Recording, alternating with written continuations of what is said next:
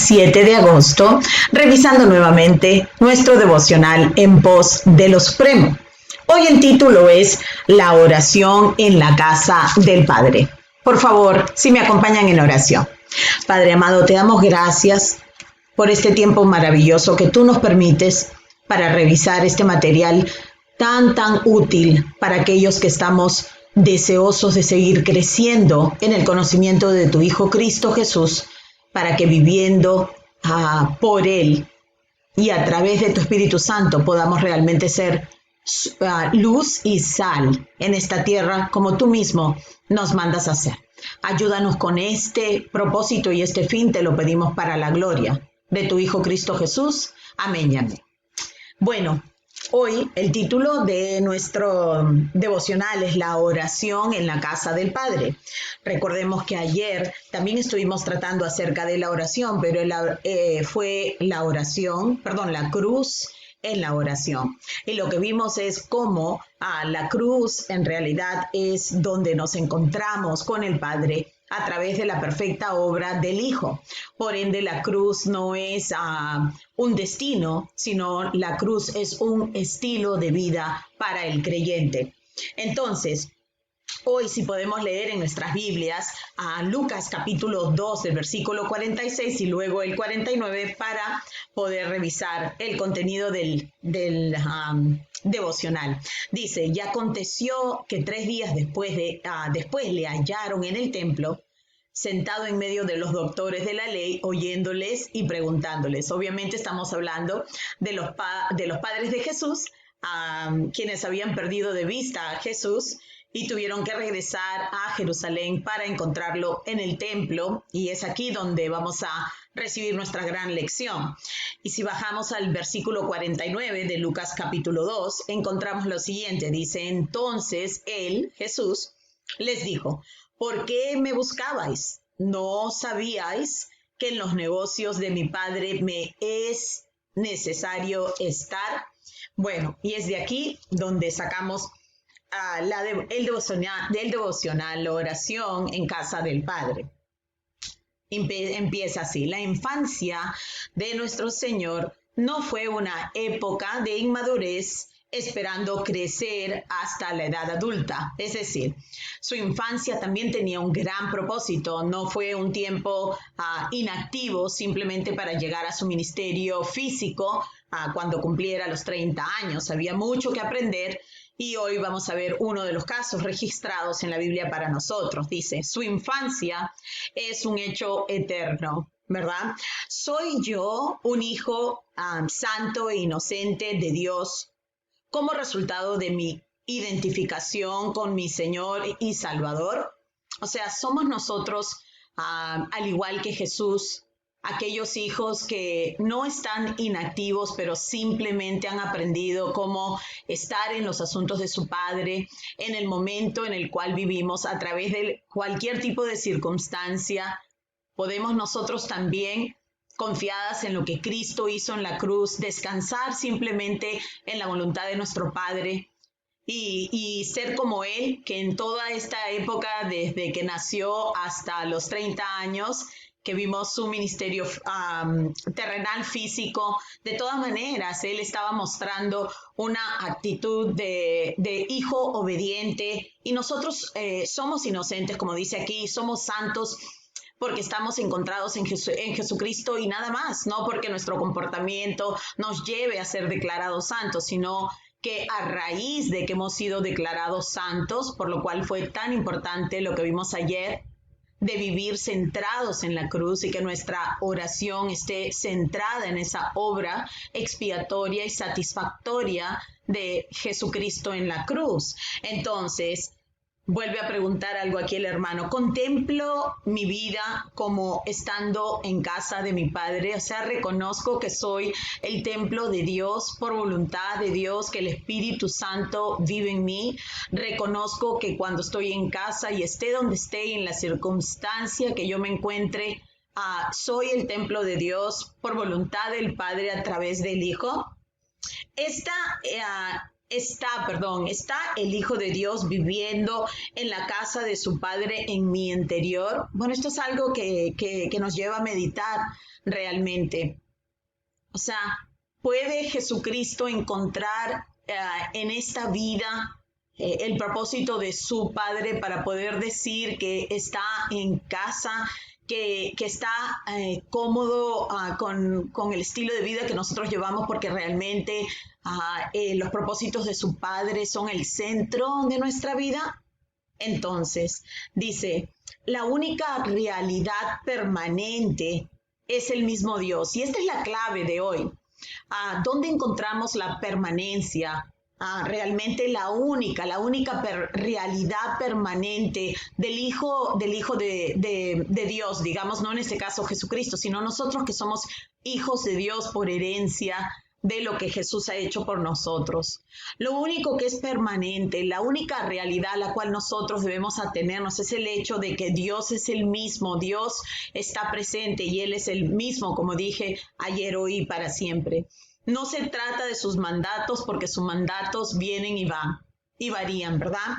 Lo que es constante y lo que es persistente es la misma presencia de Dios en la vida del redimido.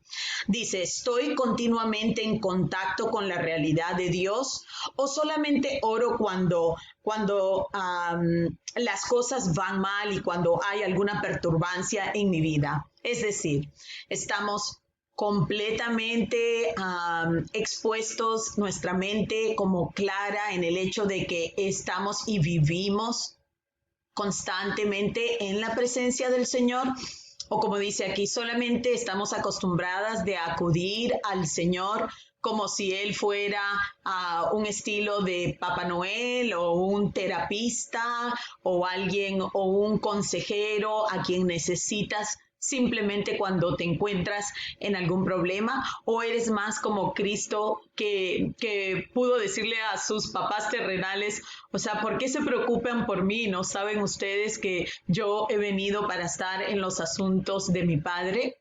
Esto implica que hay una comunión constante. Esto implica que hay un poder que gobierna totalmente a Jesús y que debe gobernar a toda persona donde Jesús ha puesto salvación, ¿verdad?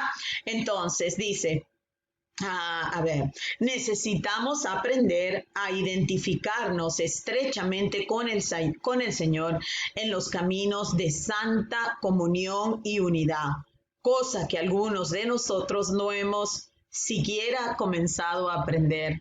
Y a esto mismo me refería, que Jesús estaba totalmente identificado con los propósitos de su Padre. Él no estaba aquí en la tierra viviendo su propia vida o tratando de conseguir sus propios propósitos. Él mismo lo dijo claramente, yo no he venido a hacer mi voluntad, mas he venido a hacer la voluntad de mi Padre. Ahora, en el caso de Jesús, la voluntad que gobernaba al Hijo era su sacrificio, por lo cual Él había venido para vivir una vida perfecta bajo la ley, en sustitución del pecador, y para ir a la cruz del Calvario para pagar una deuda que no le correspondía, pero Él vino voluntariamente a hacer eso, a hacer la voluntad del Padre, a pagar por sus hermanos aquella deuda que nosotros nunca hubiésemos podido pagar. En ningún momento Jesús estaba distraído en tratar de identificarse como el Mesías. En ningún momento Él estaba distraído con tratar de lograr su voluntad o de glorificar al Padre. Él sabía perfectamente que con el hecho de hacer lo que, de cumplir la misión por la cual Él había sido enviado, lo cual Él lo dice claramente en Juan 17, entonces nada más era su agenda. Él no estaba distraído con tratar de a propósito hacer nada más, porque Él sabía que con solo obedecer al Padre, con solo estar gobernado por esta misión que el Padre le había dado, con eso mismo su vida glorificaría al Padre. De la misma manera, nosotros hemos recibido una misión que ahora es una comisión, porque nosotros somos colaboradores de Cristo, somos embajadores de Cristo y tenemos una misión que Él nos ha confiado a nosotros, ha puesto en nuestras manos, que es nuestro gran privilegio de ir y predicar el evangelio, de ir y hacer discípulos que son seguidores no nuestros, sino de nuestros ministerios, sino seguidores de Cristo, que están ahí para conocer al Padre a través de Cristo y que conociendo a Cristo conocen al Espíritu Santo, son gobernados por el Espíritu Santo y de esta manera simplemente brillan, no porque tienen luz propia, sino porque son reflejos de la única luz del mundo. Entonces, continuamos. Dice, debo estar en los asuntos de mi Padre, ¿verdad? Exactamente lo que acabamos de explicar, y debo aprender a vivir cada momento de mi vida en la casa de mi Padre. Bueno, la casa de mi Padre es el templo, inclusive que nosotros, de lo cual nosotros somos piedras vivas. El templo es el cuerpo de Cristo, la iglesia universal, y nosotros tenemos un propósito en común, tenemos una identidad en común y tenemos algo que hacer, y de esta manera estaremos en los negocios de nuestro Padre. Medita sobre tus propias circunstancias, es lo que nos pregunta y nos pide el hermano. Que meditemos, que miremos, que nos fijemos, que analicemos las circunstancias en las cuales nosotros nos encontramos en este momento. Entonces la pregunta es, ¿estás identificado con la vida del Señor? La vida del Señor,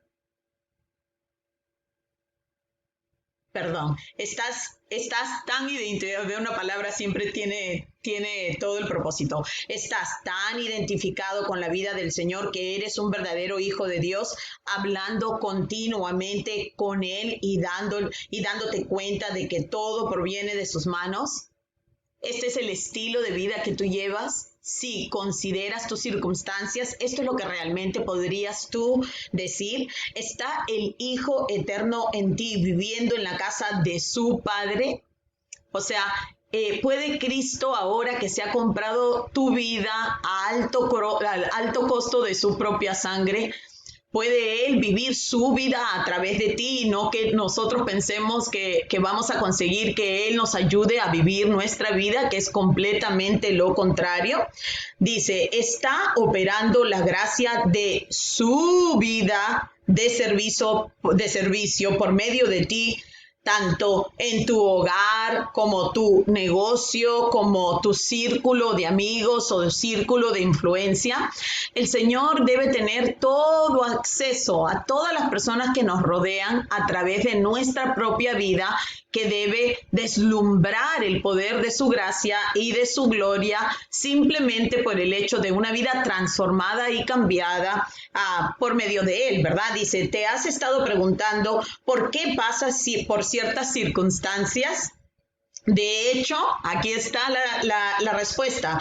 No se trata de que tú tengas que pasar por ellas necesariamente. No es que Dios obligadamente te tiene que hacer pasar por ellas porque es una lección que te quiere enseñar, aunque muchas veces puede ser esto. Sino dice que tus circunstancias se deben a tu relación con el Hijo de Dios que habita por medio de la voluntad providencial de su Padre en tu vida. O sea que a Cristo en nosotros, ¿verdad? La gloria de Dios, pero también todo lo que se vaya a ir contra la luz del mundo, todo lo que se vaya a ir contra el Hijo de Dios, pues tus circunstancias darán evidencia que Él está viviendo su vida a través de la tuya. Esto debería ser de gran ánimo, porque eso está fundado en una verdad que Dios nos revela en su palabra.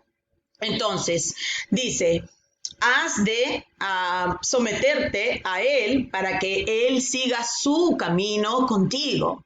O sea, nosotros rendimos nuestra vida para que Dios haga con nuestra vida y de nuestra vida lo que a Él mejor le parece, manteniéndonos de esta manera en una unidad perfecta con el gran soberano.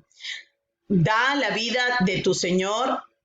De la vida de tu Señor ha de surgir tu propia vida y no al revés, ¿verdad? Él es la fuente, nosotros somos los ríos que estamos conectados al océano. lo que la vida de él está haciendo aquí en la tierra para el propósito de su Padre, que continúa siendo la evangelización de todas las naciones y el hacer discípulos de las personas que él mismo ha llamado como hijos. Entonces dice, de la vida de tu Señor ha de surgir tu propia vida, y la forma simple, enfocada y sencilla como él obró, ¿verdad? Con una misma meta y vivió mientras estuvo aquí en la tierra, ha de ser la forma en que él viva y obre a través de ti y a través de mí. Eso es lo que queremos, ¿verdad? Ser como vasos quebrantados, que estamos confiando en lo que el Señor está haciendo aquí en la tierra todavía por aquellos que han de conocerlo, así como otros fueron por delante para que nosotros también fuéramos evangelizados y que conociéramos el Señor. Tenemos que tener mucho cuidado con tantas agendas que tratan de robarnos el privilegio y la responsabilidad que Dios nos ha dado de evangelizar y discipular a todas las naciones para su gloria. Esto es lo que el Hijo de Dios vino a hacer a través de su ministerio, y esto es lo que nosotros como creyentes deberíamos estar igualmente haciendo para la gloria no solo del Padre, sino la gloria también del Hijo y el Espíritu Santo. Muchas gracias por haber estado con nosotros. Te esperamos mañana.